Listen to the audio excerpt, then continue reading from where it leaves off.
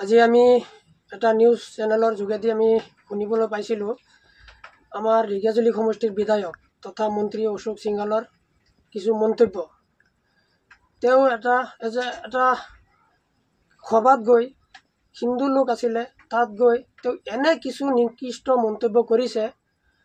তেওঁ কৈছে যে মিয়াৰ লগত মই নাই, আৰু হিন্দু সমাজক কৈছে যে তোমালোকে যদি মিয়াৰ লগত হলি গলি কৰা তেতিয়াহ'লে তোমালোকৰ লগতো আমি নাই।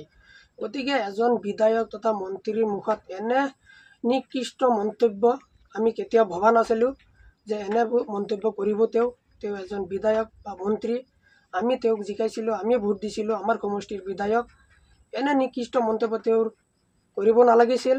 আমি মুছলমান সমাজৰ এজন ল'ৰা হৈ মই নিজে মনত দুখ পাইছোঁ।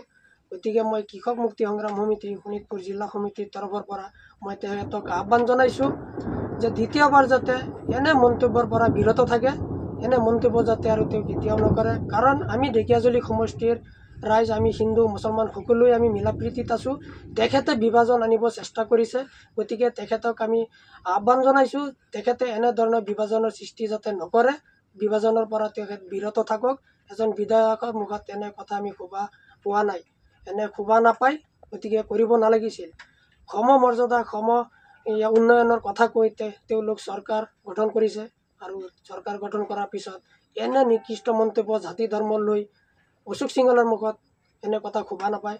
গতিকে মই তেখেতক পুনৰবাৰ আহ্বান জনাইছোঁ কৃষক মুক্তি সংগ্ৰাম সমিতি শোণিতপুৰ জিলা সমিতিৰ তৰফৰ পৰা যে এনে মন্তব্যৰ পৰা যাতে তেওঁ বিৰত থাকে। হয়, ধন্যবাদ।